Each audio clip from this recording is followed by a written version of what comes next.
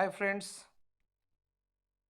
দেখুন আজকে প্রাইজ নিয়ে অনেকেই আমার কাছে কল করছেন, অনেকেই জিজ্ঞেস করছেন অ্যাকচুয়াল ব্যাপারটা কি কি হতে চাইছে। তো সেখানে আমি একটু শুধু প্রাইজ নিয়ে আলোচনা করব, এক মার্কেট সিচুয়েশন নিয়ে আলোচনা করব। দেখুন আমি এখানে ডেস্ক রানার ওপেন করে আছি, তো ডেস্ক রানারে আমি এখন এলজিএনএস এর লাইভ প্রাইস দেখতে পাচ্ছি 5.17। তো যেটা 24 আওয়ার্সে 13.89% ডাউন হয়েছে, 6 আওয়ারে ডাউন হয়েছে 6.39%, 1 আওয়ার ডাউন হয়েছে 0.72% এবং লাস্ট 5 মিনিটে আপনার 0.31% আপ ট্রেন্ডে আছে বা গ্রিন ক্যান্ডেল আমরা দেখতে পাচ্ছি। দেখুন এই মতো অবস্থায় লিকুইডিটি আছে 462.3 মিলিয়ন। এটা একটা বিগ অ্যামাউন্ট এবং মার্কেট লিকুইডিটি এত বড় একটি বিষয় যেটি যারা ক্রিপ্টো নিয়ে ডিল করে তারা জানে যে লিকুইডিটি একটি মারাত্মক বিষয়।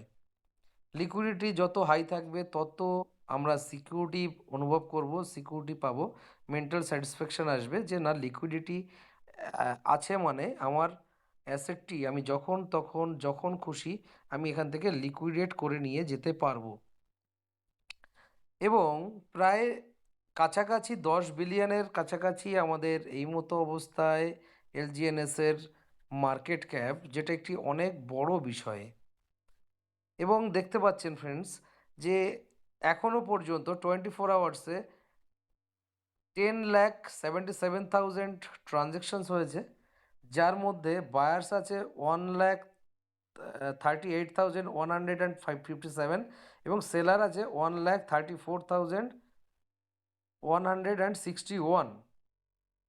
এটা এবং বাই ভলিউম আছে 41 মিলিয়ন এবং সেল ভলিউম আছে 58 মিলিয়ন, যার কারণে মার্কেটের দামটা নিচের দিকে আছে এবং ভলিউম জেনারেট হয়েছে অ্যাকুমুলেটেডভাবে 100 মিলিয়ন ভলিউম জেনারেট। এটা একটা অনেক বড় বিষয়, যেখানে একটি ক্রিপ্টোর এত বড় ট্রানজ্যাকশান ভলিউম, এত ট্রানজ্যাকশানস কাউন্ট এবং এত লিকুইডিটি, এত মার্কেট ক্যাপ, এত কমিউনিটি থাকার পরেও কিছু সিচুয়েশান থাকে যেখানে আপস অ্যান্ড ডাউন হয়ে যায়। তো এটা প্যানিক সিচুয়েশান চলছে, কেননা আমাদের কিছু প্যারালাল ব্লক চেনে এলজিএনএসটি রান করবে। এখন পর্যন্ত পলিগন ব্লক চেনের উপরে আমরা আছি এবং আপকামিং সময়ে অর্থাৎ আপকামিং ফিউ ডেজের মধ্যে আমরা আমাদের নিজস্ব ব্লক চেন আনবি ব্লক চেনের উপরে রান করব। যেমন একটু উদাহরণ হিসেবে আপনাদেরকে আমরা বলতে পারি যে আমরা যেমন প্রত্যেকেই তার মোবাইল ফোনে দুটি করে সিম ব্যবহার করি, কোনোটিতে প্রবলেম হলে আমরা অন্য একটিতে সুইচ করি, বা যখন আমরা কল করি সুইচিং অপশানটা আমাদের কাছে থাকে সিম 1 অথবা সিম 2। তাহলে আমাদেরকে অ্যাজ ইট ইজ এই ব্লক চেন যখন আমরা বা এলজিএনএস যখন আমরা লগ ইন করবো বা ব্যবহার করব, তখন আমাদের কাছে 1 বা 2 অর্থাৎ পলিগন বা আনবি সুইচিং অপশান থাকবে, যেটা আমাদের স্যারদের কথা অনুযায়ী আমরা ফিউ সেকেন্ডসের মধ্যে সেটিকে আমরা চেঞ্জ করতে পারবো। তো এটা আমাদের কাছে অনেক বড় বিষয়, কেননা আমরা প্রত্যেক দিনই দেখতে পাচ্ছি যে কোনো সময়ে যদি কোনো ট্রানজ্যাকশানস আমরা করতে যাই বিভিন্ন রকমের এরর আসছে। আমরা কাউকে ফান্ড ট্রান্সফার করতে গেলে 3বার 4বার 5বার আমাদের ট্রানজ্যাকশান অ্যাটেম্প্ট করতে হচ্ছে। অনেক সময় গ্যাস ফিস হাই দেখাচ্ছে, অনেক সময় অনেক রকমের গ্যাস ফিস লোয়ের কারণে আমাদের ট্রানজ্যাকশানসটা হচ্ছে না। তো বিভিন্ন রকম প্রতিকূলতা থেকে যাচ্ছে। তো সেখানে দাঁড়িয়ে আমরা যখন আমাদের নিজস্ব ব্লক চেনে আসবো, আমাদের ব্যক্তিগত বা আমার ব্যক্তিগত মত বা ব্যক্তিগত ওপিনিয়ন হচ্ছে যে আশা করি ভালো কিছু হবে। কেননা আজকের দিনে এলজিএনএস একটি গ্লোবাল প্রজেক্ট হিসেবে দাঁড়িয়েছে। গ্লোবাল প্রজেক্ট এই কারণে বললাম, আমরা যেমন বিটকয়েনের উদ্ভাবন, বিটকয়েনের টেকনোলজিটাকে যেমন মাদার কারেন্সি বা মাদার কনসেপ্ট হিসাবে আমরা নিয়েছি, মাদার টেকনোলজি হিসেবে নিয়েছি, তেমনি এই রকম অরিজিনের যে বা এলজিএনএসের যে মেকানিজমে চলছে, অরিজিনের যে ফর্মুলেশনে চলছে, ফর্মুলাতে চলছে, এই ফর্মুলাটা একমাত্র অরিজিনেরই সৃষ্টি। অর্থাৎ অনেকেই কপি করে মার্কেটে অনেক রকমভাবে চালানোর চেষ্টা করবে, কিন্তু সেটা তাদের দ্বারা সাকসেসফুলি রান করাতে পারবে না।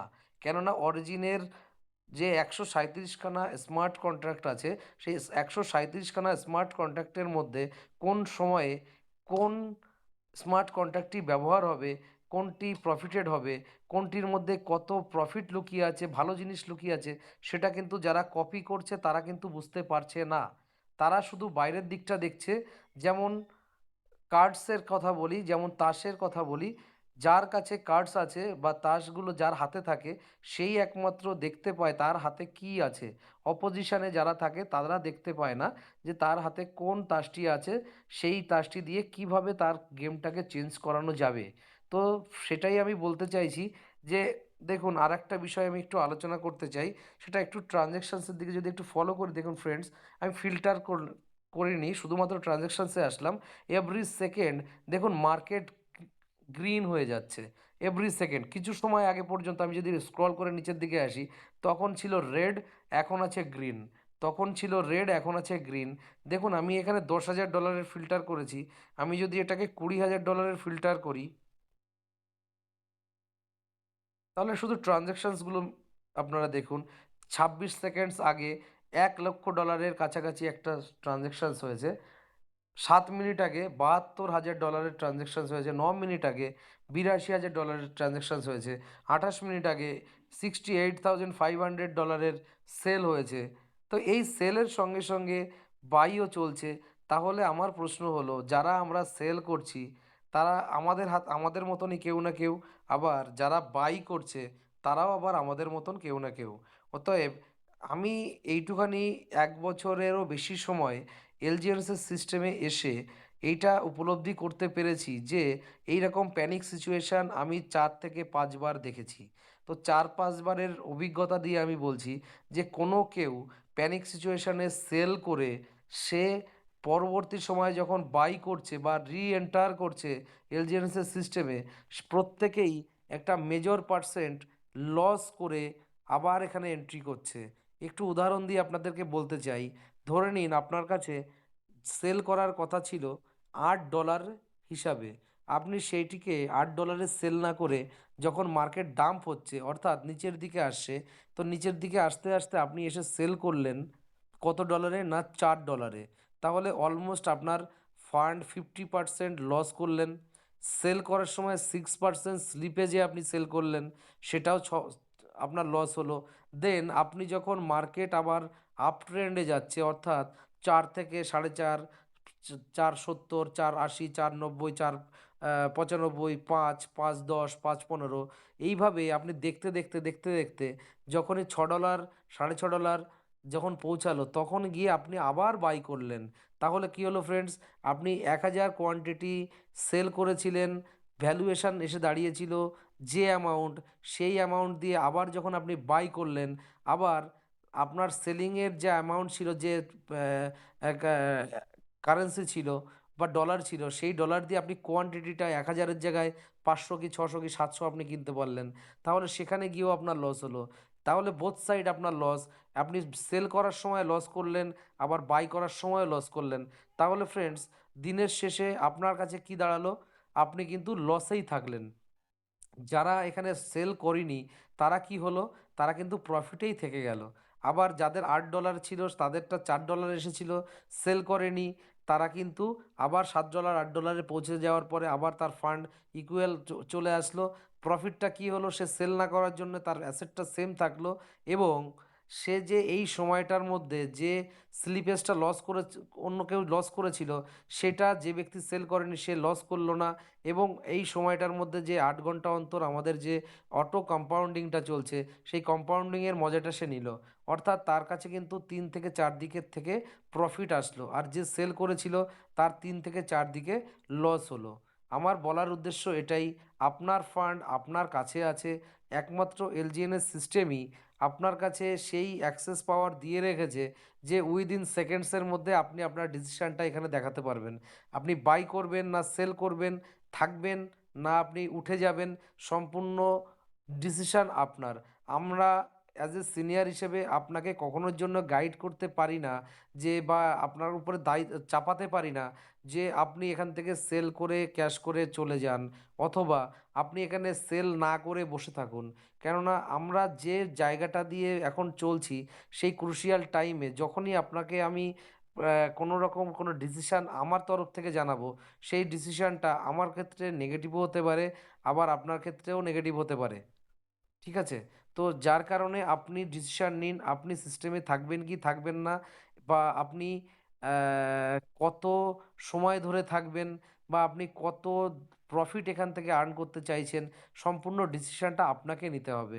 এখানে দেখুন, কিছু সময় আগে এখানে রেড জোন চলছিল, এখন এখানে গ্রিন জোন চলছে। তাহলে আপনি ডিসিশনটা কি করে নেবেন, আর কিভাবে নেবেন, বা আপনাকে কিভাবে কে ডিসিশন জানাবে, সেটাও একটা কনফিউশনের বিষয়।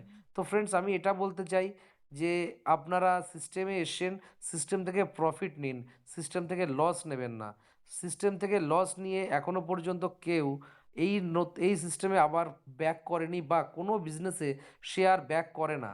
অতএব আমি আপনাদেরকে বলবো, আপনার কমিউনিটিকে বলবো, আপনার যারা ডাউন অ্যাসোসিয়েট আছেন, তাদেরকে আপনি আপনারা জানান যে প্রত্যেকে এখান থেকে প্রফিট নিয়ে এক্সিট করার চেষ্টা করুন।